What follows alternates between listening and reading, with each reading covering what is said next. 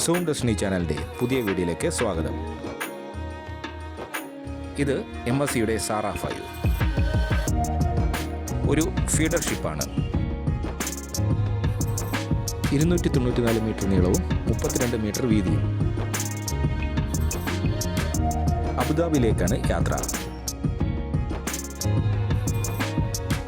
ഞാൻ ഈ video shoot ചെയ്യുമ്പോൾ ഷോങ് ഗു ബെയ്ഹൈ എന്നൊരു കപ്പൽ പുറംകടലിൽ ആങ്കർ ചെയ്തിട്ടുണ്ട്.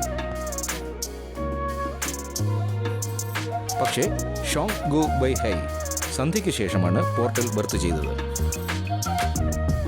ഷോങ് ഗു ബെയ്ഹൈക്ക് പുറമെ MSC എൽസ 3യും MSC ഐറ 2ും വന്ന ഉടനെ തന്നെ ബർത്ത് ചെയ്തു. സാറ 5 പോയപ്പോൾ മുതൽ ഷോങ് ഗു ബെയ്ഹൈ സന്ധ്യയ്ക്ക് ബർത്ത് ചെയ്യുന്നതുവരെ പോർട്ടിൻ്റെ ബർത്തുകൾ ഒഴിപ്പിച്ചിട്ടിരിക്കുകയായിരുന്നു.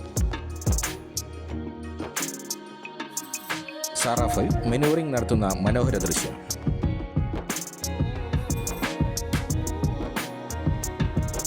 വലതുവശത്തേക്ക് തിരിയുകയാണ്.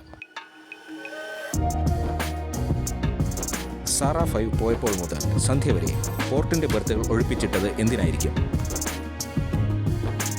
MSC ടർക്കി എന്ന Irina class ultra large container ഷിപ്പിനെ ബർത്ത് ചെയ്യിക്കുന്നതിന് വേണ്ടിയുള്ള മുന്നൊരുക്കത്തിന് വേണ്ടിയായിരിക്കും.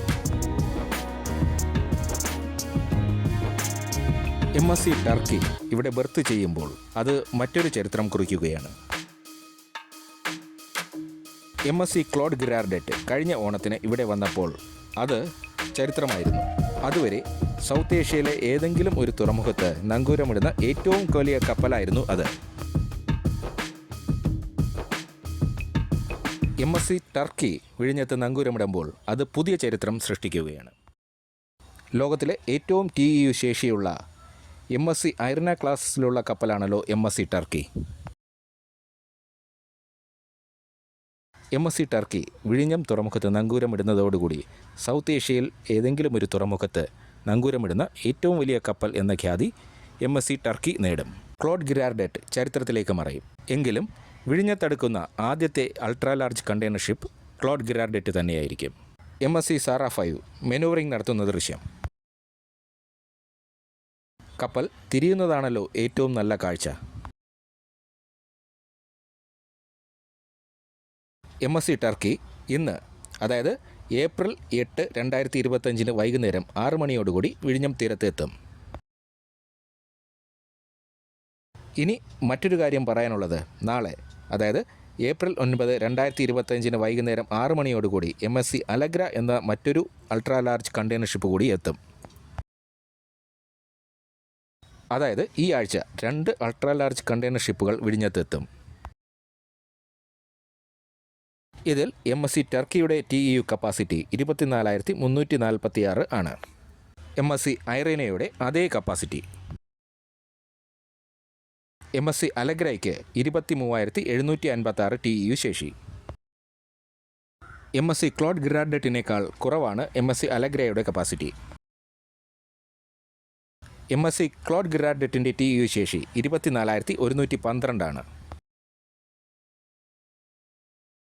മറ്റൊരു കാര്യം എൻ്റെ ശ്രദ്ധയിൽപ്പെട്ടത് 400 മീറ്റർ നീളവും 62 മീറ്റർ വീതിയുമുള്ള അൾട്രാ ലാർജ് കണ്ടെയ്നർ ഷിപ്പുകൾ വന്നു തുടങ്ങിയതോടുകൂടി 366 മീറ്റർ നീളമുള്ള മദർ ഷിപ്പുകളുടെ വരവ് കുറഞ്ഞു.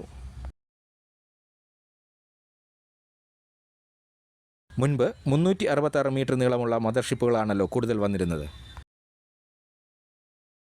പിന്നെ ഫീഡർ ഷിപ്പുകളും.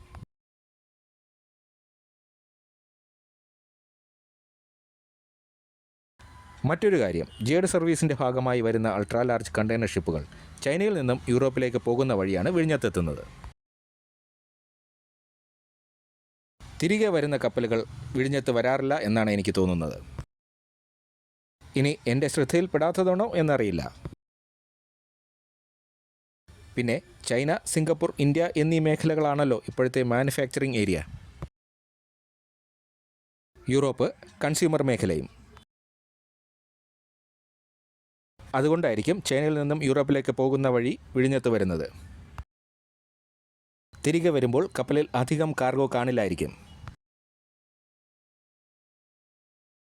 MSC സാറയുടെ കുറച്ച് കാഴ്ചകൾ കാണാം.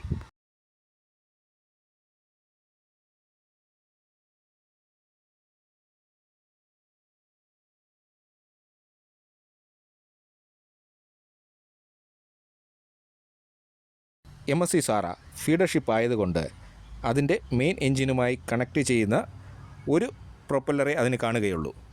അതിൻ്റെ ആവശ്യമേ ഉള്ളൂ. പിന്നിൽ മധ്യഭാഗത്തായാണ് ആ പ്രൊപ്പല്ലർ. അതുകൊണ്ടാണ് പിന്നിൽ മധ്യഭാഗത്ത് നിന്നും കടൽ വെള്ളം പിന്നിലേക്ക് തള്ളിമാറ്റപ്പെടുന്നത്. അതേസമയം അൾട്രാ ലാർജ് കണ്ടെയ്നർ ഷിപ്പുകൾക്ക് ഒന്നിൽ കൂടുതൽ പ്രൊപ്പല്ലറുകൾ കാണും. അവയ്ക്ക് അതിൻ്റെ ആവശ്യവുമുണ്ട്.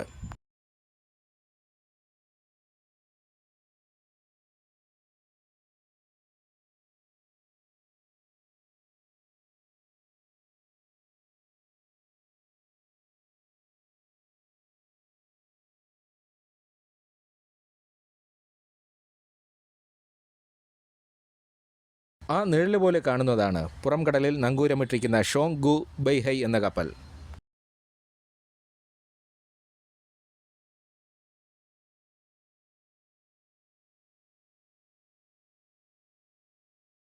സാറ അബുദാബിയിലേക്ക് കുതിക്കുകയാണ്. അതിൻ്റെ കൂടുതൽ ദൃശ്യങ്ങൾ കാണാം.